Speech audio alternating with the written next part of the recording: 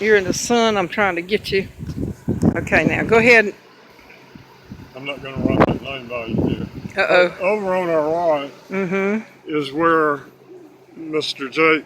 Jacob Newsom has told me that there were several Native American Indian camps Indian over camps, there. right.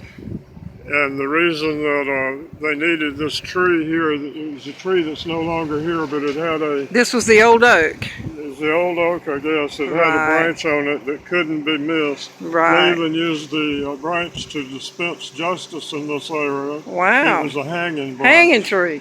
A branch. Wow.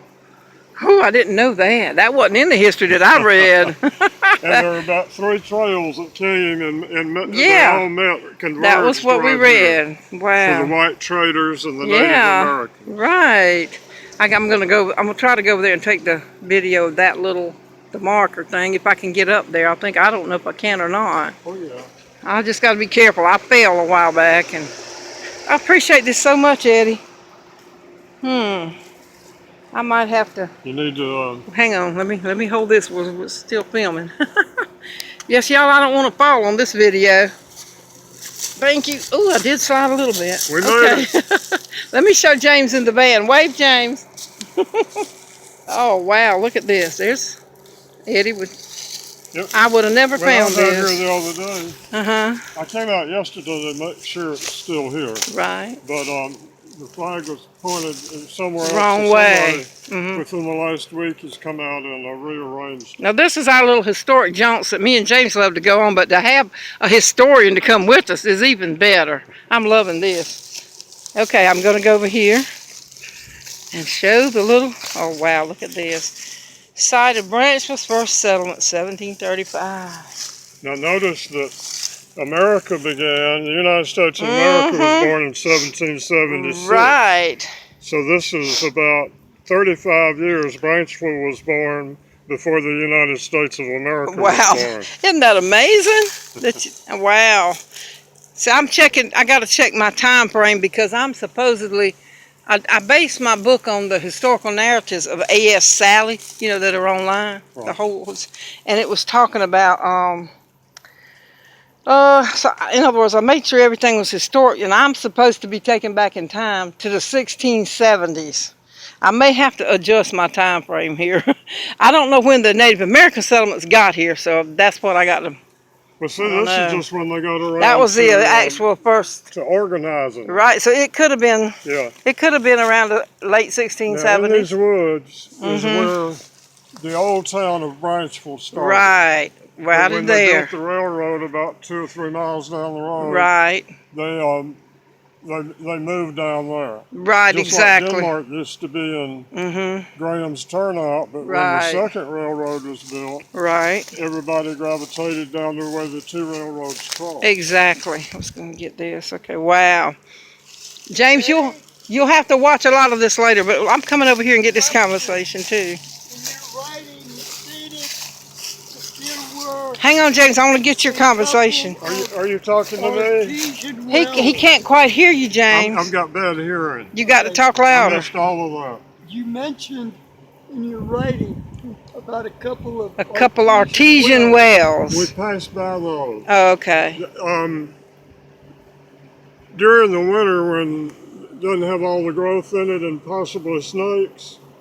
Yeah. I can show them to you. Yeah. But I came out yesterday to scope things out to see what this tour was going to be like. Right. And I noticed that they're in a place that I don't want to get involved Okay, we'll have to, absolutely. But they're right off the side of the road on that side. Okay. We'll have to do them another time. I was placing them for her book because this is the center of the community with the Native. Well, he showed me that the Native American camps were over, he said, that field area, see? Across the field, across the road. Where the woods are. That would have been the Sunset. Well, the Sunset Tribe. Sunset Camp, we don't know. Okay. One was called Beach, Sunset, and Penn Tribe. Penn Camp. That's back there, because that's where the Penn Ranch property was at. I don't know about a Penn Ranch, but I know about the Penn Branch. Yeah. Penn Branch. I was trying to speculate which one was called what. one of the guys in 1763. And Oh, then well. they said that the three tribes were equally spaced from the center of I don't know if the you can hear him. community. Okay. So now if that was Sunset, Well, and that's half a mile from there, and that's 10 Branch, a half a mile. well, from there. we can speculate from here if they must have been That's that way gotta be then. The breeze, what do you, the tribe that was called the Beach, There was a beach tribe. because a half a mile down, it's the river. Well, I don't know if it's that type of beach or like a beach tree though. See, we don't It's know. spelled Beech. Okay. I doubt there are too many beech trees around here. There could be. But- I don't know. We're just speculating on trying to Not figure out where trees they that were. well. But see, there's Old Town Road. This is what this is called. It is Old Town Road. Okay, great. Now during the winter time, when a lot of the growth, the leaves have fallen, Right, and if you ride down Old Town, which Right. sends you into the Bamberg Highway, right, 78, right. off on the right, you can see where maybe there was a sawmill. There's a lot of Okay. rusted iron, Right. and Yeah. so you can see where the community was, the white Yeah, community. that other community was just on the other side of the tower. The tower? Yeah, when you look down Okay. and you figured where the community was for, He's going for those satellites, you know. off the satellite, Google. it's just past the tower. He's looking at the satellites trying to Right off figure the out. Old Town Road. You like those high towers, don't you? Yeah, high You got towers. bearings. He's a high tower. He's a high tower. Oh, You got it. Oh, God. Well, this is so wonderful. We would have never found this, Eddie, if you hadn't And helped Mr. us. Bobby Logan brought me out here. Uh-huh. He was the guy one of the ones that worked in the repair and maintenance part of the Uh-huh. Southern Railway, Right. which back then was known as the South Carolina Canal. and Right. Railroad Company. I remember that, yeah. And he's the one that puts his metal poles up. and Okay, I puts see, the right. cable around. Right, there's the metal And it was poles. all standing up pretty good when he brought me out here, but it's Right. deteriorated a good bit. But at least it's still got a monument. That's what's so good to Yeah. me. Yeah. yeah, they can only And clean then this up and make it really presentable. Well, it's presentable compared to a lot of places, I tell you. You can see what Eddie's doing here. I have to watch my feet. this is an oak tree that was planted. It's an oak tree that was planted. When we celebrated the tricentennial of South Carolina. Oh, when they celebrated Tricentennial of South Carolina, okay. And that's also when they erected this monument.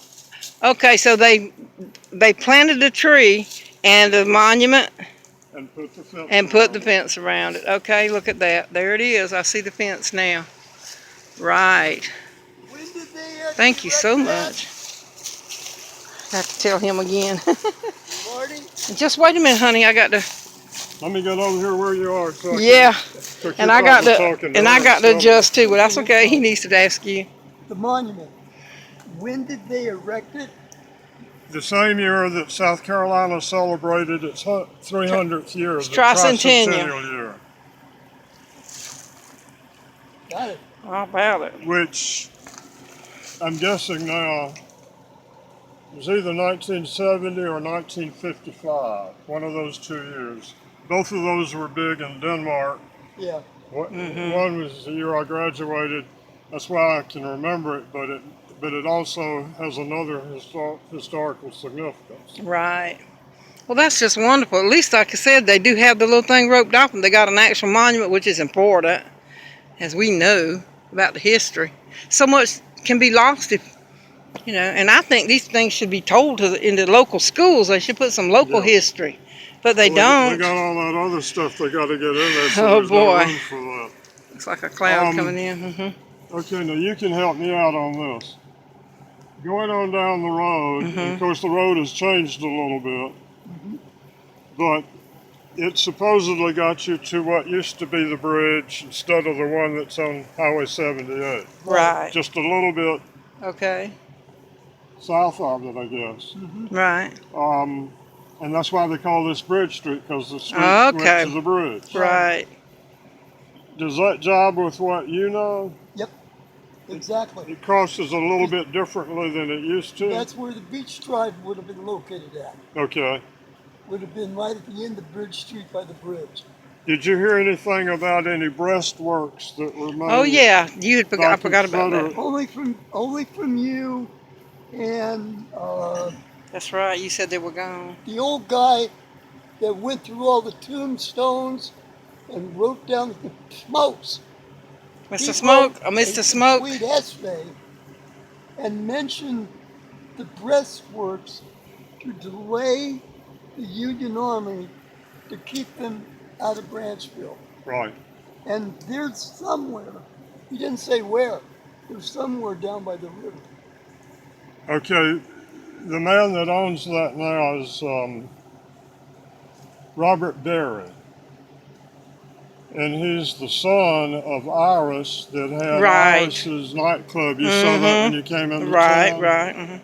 It's Richard and Iris's. Richard was the stepfather of Robert Berry. Okay. So when and Iris and Richard have all passed away, Yeah. and Robert Berry now is the sole owner. He owns the property where the breastworks were, but nobody, somebody, maybe one person every 5 years would come down to look at it. Right, So right. he found that it was taking up some of his property, so I he just see. got the bulldozer or got somebody Wow. else to do it. And Wow. he did away with the breastworks. Wow. And by the way, this stuff is so wonderful that we're getting here with historian Eddie Hightower. And this is part of what James and I have been trying to do on YouTube, and it's a series called Seeing History Come Alive. And that's what we're doing today. Thank God. Big time. Okay, now Wow. I'm gonna cut it off. Okay. Okay.